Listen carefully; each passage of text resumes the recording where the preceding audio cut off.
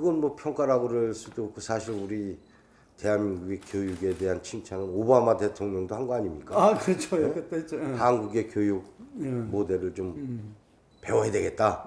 다 참고를 하자 이렇게까지 얘기했는데 실질적으로 그 내용은 이제 우리 나라의 학부모들과 학생들이 학구열 또 대학 고등교육에 진학하고자 하는 그 열정이 저는 우선 있었다고 생각을 합니다.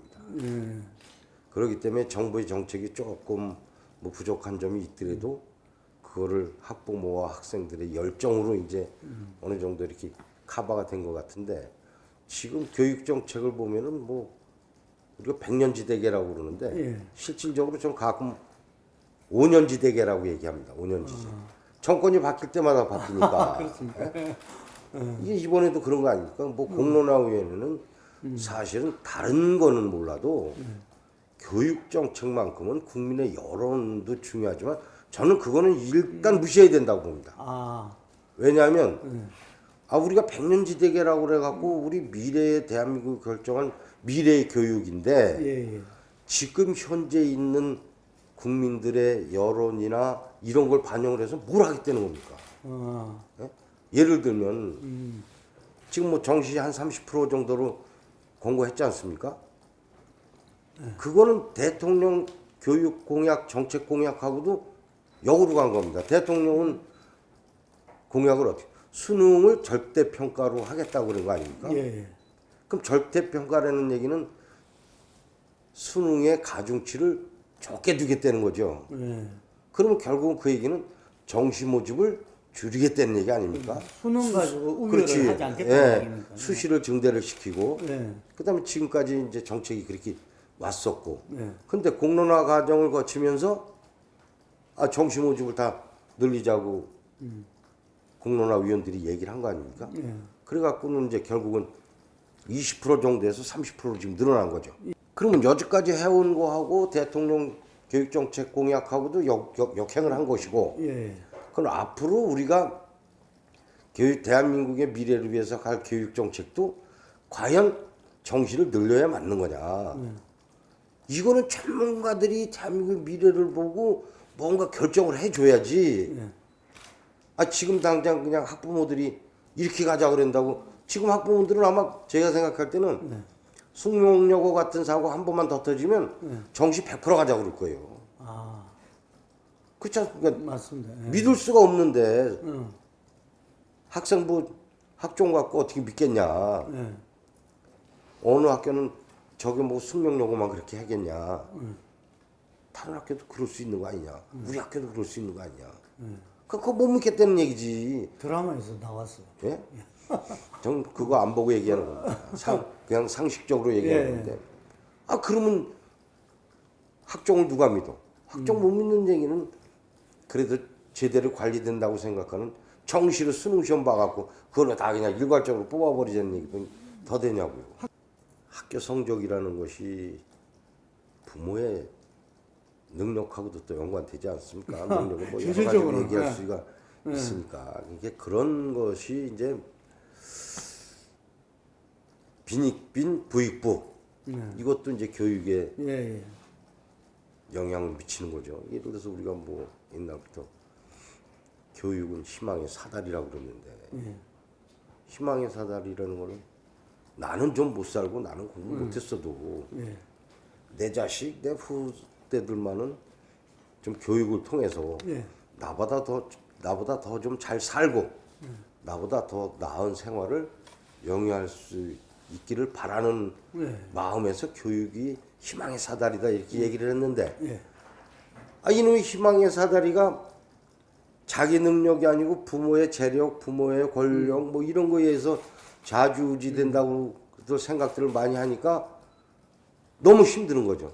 거기다 학원 가서 돈 없어서 학원 못 가면 학종도 또 아니라는 실질적으로 우리가 봤을 때는 여러 가지 창의적인 인재를 육성하기 위해서는 수시를 확대해야 된다고 다들 얘기를 하고 대통령 교육정책 공약도 그런 방향이었는데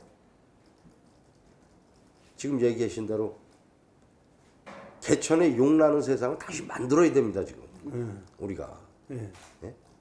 이건 지금까지 온 것이 왜 왔습니까? 이게? 누군가 어디 한 군데서 정책이 잘못됐기 때문에 이렇게 오는 거거든요. 이게 사회 개념이 좀 결여돼 있고, 그러니까 지금부터라도 정말 부모와 상관없고, 물론 이제 간접적인 영향은 받겠지만은 내가 노력하고 내가 연구하면 꼭 공부가 아니더라도 다양한 창의력을 기준으로 해서 학교에서도 대학에서도 선발을 다양하게 선발을 하면 될 거 아니냐. 그다음에 교육도 꼭 고등학교 졸업하고는 대학을 꼭 가야만 되는 건지. 예? 우리나라가 제일 높죠. 그게 이제 저는 그렇게 생각합니다. 제일 높은 게 2017년도 기준으로 우리가 고등교육 진학률이 68.9%입니다. OECD 평균이 43%예요. 그러니까. 그러면 그 기준만 봐도 학령 인구 모든 경우의 수가 다 똑같다고 봤을 때 지금까지 OECD만 쫓아가기만 해도 기본적으로 30%가 줄어듭니다. 예. 고등교육 진학률이. 이거 어떻게 커버시킬 거냐고. 그러니까 교육부에서는 2021년도 기준으로 38개 대학을 폐결을 시켜야 된다라는 이런 계획까지 갖고 있는 거예요. 이게 대학이 너무 많다는 거죠. 많죠. 그리고 공부를 꼭 사실 이제 정말 학술적으로 연구 쪽으로 빠질 사람들 빼고 일반 이제 뭐 취업이나 기술적인 그 목표를 갖고 공부하는 거하고는 차원이 좀 달라야 됩니다. 그래서 이제 전문대학 활성화라든가 뭐 이런 것도 저는 필요하다고 생각을 하거든요. 제가 아까도 말씀드렸듯이 국가교육위원회에서도 이제 제가 물어봤습니다. 정시가 예. 정시 비율을 높게 한다고 발표를 했는데 예. 2022학년도 기준으로 국가교육위원회에서는 어떻게 생각하냐. 교육 대통령 교육 정책 공약하고 반대로 가고 있는 거 아니냐. 예. 그랬더니 거기서 하는 얘기가 대통령 공약도 국민의 뜻에 반하면 수정할 수 있다. 이렇게 이런 식으로 얘기를 하는 거예요. 그렇지. 예. 그래서 다른 산업 정책이나 무슨 이런 정책 같으면 저는 그 얘기도 충분히 이해할 수가 있는데 교육 정책인데 일국의 교육 정책이 현재 국민의 여론에 따라서 뭘 바꿔가고 저렇게 하고 바꿀 수 있고 수정할 수 있는 게 교육 정책이 이게 말이 되느냐? 그건 전 말이 안 된다. 아니 비전과 철학이 들어가 있어야지 교육 정책이 국민들이 이렇게 해달라면 제가 교육 문제에는 답이 없다고 답이 무한대라고 지금 공개를 하고 있습니다. 답이 다 다릅니다. 예를 들어서 정시 확대하자고 그러는 사람들도 내 아들이 내 딸이 학교 공부는 시원치 않은데 수능 모의고사만 보면 점수가 잘 나와. 그럼 이 사람은 정시로 가고 싶은 거지. 네? 근데 얘는 공부를 그렇게 안 하는 것 같은데도 불구하고 열심히 하는 건데도 불구하고 수능 시험 모의고사를 보면 점수가 안 나와. 근데 학교 공부는 맨날 학교도 안 가고 땡땡이 치는 것 같은데 학교 성적은 괜찮단 말이에요.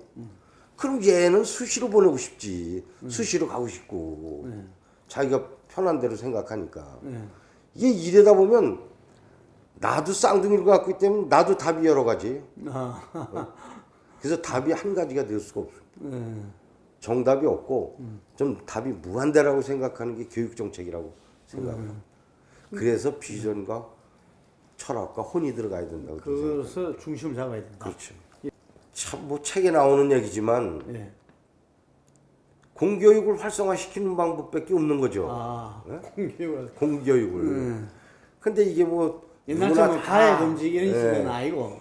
누구나 다 하는 얘기인데 지금 공교육을 활성화시킨다 그러면서 물론 이제 물리적으로 시간을 많이 갖는다고 그래서 공교육이 활성화되는 건 아니지만은 예를 들면 지금 뭐 아침에 새벽까지 등교하던 거를 9시까지 등교하는 걸로 좀 많이 바꿔놨고 그다음에 뭐 끝나는 학교 시간을 좀 일찍 뭐 자율학습 시간 없애고 뭐 이렇게 되니까 오히려 더 불안한 거죠 이제 학부모들 입장에서 봤을 때는 그동안에 했던 관리에 비춰봤을 때는 야 그럼 우리 애들이 이게 질적으로 너무 하향 조정되는 거 아니냐 이런 생각도 할 수가 있는데 참 공교육을 활성화시킨다는 게 말씀 저도 드렸지만은 이게 뭐 질적으로 향상이 필요한 것도 있고 뭐 물리적으로도 질적 물적으로 다 이게 향상이 돼야 되는데 우리 교육 시스템에서 개선해야 될 점은 많이 있지 않나 이렇게 생각을 합니다 지금. 저는 뭐 필요에 따라서 찬성합니다. 찬성하는 입장인데 예. 실질적으로 비근한 예로 제가 하나만 예를 드릴게요. 제가 동네에서 이제 학부모들하고 가끔 이렇게 얘기를 하는데 한 엄마가 농담 삼아서 하는 얘기가 있었어요. 자사고 특 먹고 더 만들어라 이거야. 그래서 공부 잘하는 애들은 그걸로 다 가고 우리 애처럼 공부 못하는 애들끼리 모여서 공부를 좀 할 수 있게 만들어 달라는 얘기예요. 예? 이건 이제 비근한 예로 그렇게 어겨다 대고 얘기를 했지만 사실 그것도 어느 면으로 보면 맞는 거라. 그러다 보면 이제 우열반 가려지고 잘하는 사람 뭐 이렇게 또 얘기 나오니까 이제 그걸 못하는 것뿐인데 옛날에 오죽 답답하면 고등학교 1류, 2류 뭐 이렇게 쭉 있었지 않습니까? 옛날에 입시했을 그렇죠. 때. 그렇죠. 일반은 뭐 일반 집안은 우등반, 5반, 6반은 10반, 열등반 뭐 이렇게. 그래서 그거는 저는 평등 차원에서 보면은 당연히 없애고 공교육을 좀 더 활성화시키는 방향으로 해줬으면 좋겠고 또 다양한 교육이 앞으로는 필요하니까요 또. 예. 그렇게 하다 보면 뭐 자사고 특목고를 굳이 뭐 끌고 갈 이유도 저는 없다고 봅니다. 큰 틀에서 보면 방향은 맞는 거죠. 저는 맞다고 봅니다. 맞다고 보는데 이제 교육 내용이 예. 실질적으로 혁신학교라고 그래갖고 몇 가지가 뭐가 달라졌는지 예. 예? 그냥 혁신학교로 지정 안 된 학교하고 혁신학교로 지정이 됐는데 예. 뭐가 달라졌냐 이거지. 그리고 혁신학교를 위해서 진학제도는 뭐가 바뀌어졌는지 혁신학교 졸업생들을 수용하기 위해서는 뭐 혁신 입학제도가 생겼는지 뭐 학교만 혁신학교를 만들어놨지 실질적으로 혁신학교 나오면 대학교 안 가냐고 또 다 가잖아요 또 그렇죠. 고등학교도 다 가야 되고 그럼 뭐 때문에 혁신학교를 해놨느냐 이거지 그거는 이제 또 따로 해야 되니까. 예, 정부 재정 지원해 주는데 편하게 해주는 거예요. 혁신학교 되면 교부세라도 좀 더 줄 수 있고 마음 편하게. 그래서 저는 뭐 혁신학교도 필요하지만 좀 더 많이 다듬어져야 되지 않겠느냐. 저는 뭐 그렇게까지 생각은 안 하고 저도 그건 뭐 가장 보수적이다. 뭐 교육부 공무원들은 어디 출신들을 꽉 잡고 있다. 그러니까, 뭐 이런 얘기도 들었는데 예. 실질적으로 이제 한 분 한 분 만나서 보면은 또 교육 공무원들만큼 이렇게 열심히 하는 분들이 또 많이 있을래나. 제가 봤을 때는 주위 환경에 그동안의 교육부의 역할이 저는 굉장히 미흡했다고 봅니다. 교육부, 교육청, 교육지원청. 그건 뭐냐면 이 유치원 원장들 문제만 해도 그렇습니다. 이 문제가 저는 교육부가 직무 6이라고 봅니다. 물 좀 더 갖다 저도 좀 더. 그러니까 지금 와서 이런 문제까지 터지는 거예요. 그러면서도 교육부는 책임 없는 것처럼 보이죠. 원장들만 다 나쁜 사람들로. 그러니까 자기들. 물론 이제 잘못되긴 잘못됐죠 원장들이. 근데 교육부 3자가 돼버렸어. 교육부는 그럼 그동안에 뭐 했냐 이거지. 그 사람들이 애들 돈 받아서 교비로 받아갖고 명품백 사들고 맥가 사서 연간 1억씩 임대료 주고 돈 떼먹는 동안에 교육부는 뭐 했냐고. 그리고 시간 강사들 문제만 해도 그래. 이건 완전히 2011년도에 법이 통과가 됐는데 계속 유예 시켜갖고 올 1월 1일 날 원래 시행이 되는 겁니다. 근데 또 반대하고. 이제 교수협의하고 대학하고 협의를 해서 이제 단일화를 만들었는데 그거 했는데도 대학 측에서는 또 난리치는 거 아닙니까? 그거 안 된다고. 그러니까 그것도 교육부에서 보면 직무유기죠. 아 제가 뭐 저기 신년 교육단체 연합회 그 신년 교례에서도 자유한국당 김병준 비상대책위원장도 오셨길래 제가 그런 얘기 했습니다. 지금 이게 유치원 3법이 패스트트랙으로 걸어놨지만 이게 패스트트랙이 아니라 제가 봐도 이게 슬로트랙이다. 단지 중요한 거는 서로 의견 합치가 안 되고 합의가 안 되니까 최소한 그 시간이 가면 그 법이 자동적으로 상정이 되게 되고 표결을 해야 되는 거 그 차이지 330일이면 1년이 가까워지는데 빨리 해서 그거는 우리가 국회에서 이 법안을 잘들 보시고 법안이 큰 문제가 없는 법안이다. 제가 봤을 때는 아이들이 올바로 정직하게 유치원 교육을 받을 수 있고 학부모들이 마음 편하게 아이들을 유치원 보낼 수 있는 그런 법안이 되는 건데 왜 유치원 원장들 잘잘못을 따져서 벌을 준다는데 그거 갖고 따질 이유가 뭐가 있냐. 소급해서 하겠다는 것도 아니고 예? 앞으로 준비할 기간도 충분히 있는 거고 이건 우리 손자 손녀들을 보거나 조카들을 봤을 때는 전혀 이거는 빨리 처리되지 않아야 될 법이 아니다. 예? 그러니까 빨리 330일 우리가 다 쓸 수도 없고 우리 상임위원회에서 180일입니다. 180일 다 쓸 거 없고 열흘이고 한 달 나이라도 서로 합의만 되면은 바로 해서 법사위 통과시켜서 본회의로 넘기면 되는 거다. 그거는 회계 분리를 한다는 얘기인데 그거는 제가 봤을 때 유치원 회계를 그렇게 하면 다 빠져나갑니다. 아, 예를 들면 국가에서 지원하는 지원금이 있고 또 아이들한테 직접 학부모들한테 받는 이걸 나누겠다는 거거든요. 예. 그러면 이 돈만 다 쓰고 이 돈 안 쓰면은 이 돈 막 써도 된다는 얘기인가요? 이거는 교비가 아닙니까? 왜 아니 돈에 무슨 뭐 정부 지원금하고 학부모가 낸 돈이 요건 A는 정부 지원금, 요건 학부모 돈 나눠져 있으니까 어디 표시합니까? 들어가면 다 마찬가지지. 그런데 그거를 굳이 고집하는 이유를 모르겠고 또 원장들 뭐 처벌하는 기준인데 그거는 원장들이 잘못하지 말라고 우리가 법안을 만드는 거지 법이라는 것이 사전 예방성도 강한 거 아닙니까? 그러면 앞으로 그 법으로 인해서 피해를 보는 사람이 있어서는 저는 안 된다고 봅니다. 궁극적으로. 그건 무슨 얘기냐면 이게 아이들과 학부모를 위한 법이지만은 궁극적으로 원장들이 피해를 보면 안 되는 거죠. 근데 현명하고 정상적으로 양식껏 하는 원장들은 여기 피해 볼 이유가 하나도 없어요. 딴 생각하는 사람들만 거기에 자꾸 영향을 받을 것 같으니까 이러쿵저러쿵 얘기를 하는 거지. 나 정상적으로 정직하게 운영하겠다는 원장들이 법이 10년에 1억이 못 되고 100년에 어떠냐고. 그리고 행정처분을 얘기를 하는데 행정처분하면 아이들만 또 피해보는 겁니다. 아니 유치원 한 달 문 닫으라 그러면 그 피해 누가 봐요? 물론 강력합니다. 지금까지. 응? 근데 왜 강력한 것처럼 보였냐면 실제로 저는 유치원이 지금 적잖아요.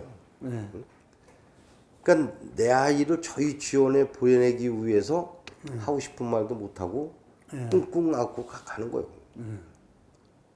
그러니까 유치원 원장들은 잘 보여야 될 거 아닙니까? 네?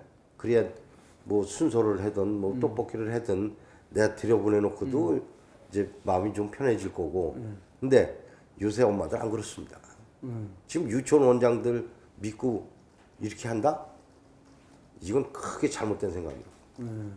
엄마들이 지금 이번 일 겪고 나서부터 다 들고 일어난 거 아닙니까? 이제 유치원 원장들은 외톨이 되는 겁니다. 그렇지 않으면 저는 뭐 우리 바른미래당이 이제 어려운 사정은 다 아시지 않습니까? 사실 뭐 국민들이 봤을 때 바른미래당이 저기 지금 다음 총선까지 갈 수가 있을래나 이렇게 아마 걱정하시는 분들도 맞습니다. 있을 것 같아요. 근데 지금까지 해온 거 보면 뭐 진보다 보수다 꼭 이렇게 나눌 수는 없지만은 실질적으로 바른미래당의 역할은 저는 있었다고 봅니다. 자유한국당하고 더불어민주당 사이에서 여러 가지 이제 국회 일정 흘러가는 거 보고 또 우리 바른미래당의 역할을 보면 뭐 김관영 대표도 그렇고 손학규 대표께서도 적당히 뭐 딱히 뭐 역할을 100% 잘했다 얘기할 수는 없죠. 그래도 제3당의 역할은 좀 하지 않았나.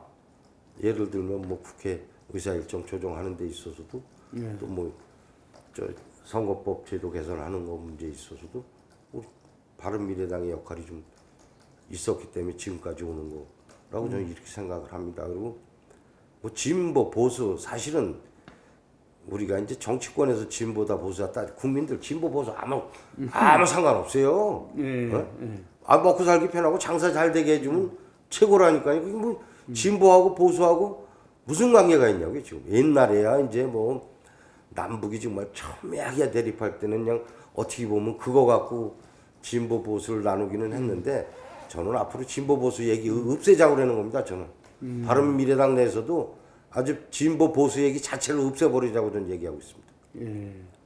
국민들한테 무슨 진보고 보수가 무슨 의미가 있고 뭐가 필요하냐고. 결론적으로 말씀드리면 자격이 없는 사람을 공직을 수행했었다라고밖에 볼 수 없습니다. 아 자격이 없는 사람이. 그러니까 그런 얘기를 할 수 있는 거지. 어떻게 국무총리까지 대통령 권한대행까지 한 분이 그걸 얘기를 하고 있냐고. 지금 그 당사자들은 지금 영화의 몸이 돼 있는데 이게 유체 이탈 합법이다 이런 말도 있죠. 그건 참 저는 자기하고는 좀먼 그렇죠. 떨어지는 것처럼. 그렇게 생각했다면 더욱더 더 나쁜 거고 제가 봤을 때는 그 국무총리를 거기서 했으면서 그거를 통렬히 자성을 못하고 송구하지만 하는 거는 그건 전 잘못된 거라고 봅니다.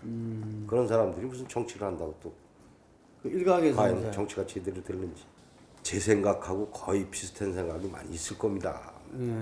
그 당시에 국무총리하고 대통령 권한대행까지 한 사람이 어떻게 저렇게 뻔뻔스럽게 이렇게 할 수 있느냐라는 생각은 반대쪽에 있는 사람만의 생각이 아니죠. 예를 들면 친박이라고 하는 사람들이 봤을 때 저 양반이 그때 가서 그 위치에서 그런 일을 다 겪었으면서 지금 와서 이렇게 한다? 그럼 자기 책임이 없다? 그렇게 볼 수도 있는 거 아닙니까? 그럼 나쁘다 이거지. 바른미래당과의 통합은 바른미래당으로 와야죠. 아 와야 된다. 그쪽에서 뭐 누가 될지 어떻게 될지 모르지만은 생각하고 좀 다른 분들이 바로 그래도 제대로 생각하고 판단하고 있는 바른미래당으로 오는 것이 전 맞다고 생각을 합니다. 그런 개편이 이루어지지 않을까. 또 민주당에서도 지금 뭐 계속 대통령 정부에 대한 지지율도 변하고 있는 상황이고 그럼 거기서도 뭐 오지 말라는 법이 있나요? 그 중추적인 역할을 바른미래당이 딱 중심에 서 있을 때 저는 가능할 거라고 봅니다. 그렇게 가야 된다. 그렇게 가야죠. 지금 뭐 사실 어렵죠 그게. 응? 뭐 합리적 진보, 개혁적 보수 말은 우리가 쉽게 하지만 이게 얼마나 어려운 겁니까? 사람이 나는 뭐 개혁이다, 나는 보수라고 이마에 써갖고 다니는 것도 아니고 그 동안에 이제 행적이나 이런 생활을 봐서 서로가 스스로 평가하는 거지. 뭐 남들이 평가하기는 좀 어려운 거 아닙니까? 그러니까 그런 차원에 딱 한계를 정해놓고 룰을 만들어 놓으면 여기도 아니고 여기도 아니고 그럼 가운데는 여긴데 뭐 갈 데 없을 거 아닌가요? 민주평화당하고 그것은 좀 수월할 수도 있겠네요. 그런 금방 말씀 입장은 같으니까. 저는 민주평화당하고 바른미래당하고 빨리 합쳤으면 좋겠습니다. 이게 무슨 뭐 그동안에 보면 정치적인 이념이나 뭐 이런 것 때문에 이게 나눠진 게 아니잖아요. 그렇죠. 어떻게 보면 개인 개개인의 개인 감정 때문에 이 국민의당이 이렇게 됐는데 저는 민주평화당하고 바른미래당하고 빨리 힘을 합쳐야 될 거라고 생각을 합니다. 저는 어려운 난관은 좀 있을 거라고 생각합니다. 예. 근데 이제 연동형 비례대표제라고 그래갖고 무슨 뭐 바른미래당이 더 국회의원 수가 늘어난다. 이것 때문에 뭐 바른미래당 손학규 대표나 저 야삼당이 연동형 비례대표제를 원하는 건 아니지 않습니까? 사실은 뭐 지금보다 더 줄어들 수도 있고 지지세가 더 떨어지면 더 줄어들 것이고 예. 지도가 올라가면 올라갈 것이고 그러니까 이제 그 국민들의 지지에 따라서 국회의원 숫자를 맞춰서 국민들이 지지하는 만큼의 국회의원 역할을 할 수 있도록 해주지 않는 뭐 그건 어떻게 보십니까? 겉으로는 그렇게 보이는데 예. 이제 지지도가 높으면 뭐 별 생각 다 하는 거 아닙니까? 예. 별 생각 다 하지만 생각 자체는 저는 단순하게 결론이 난다고 봅니다. 아, 생각하면서 우리가 지도 이 정도 가져가면 일당 되는데 뭐라 연동형 비례대표제 만들어 갖고 골치 아프게 만들어 생각할 수도 있죠. 예.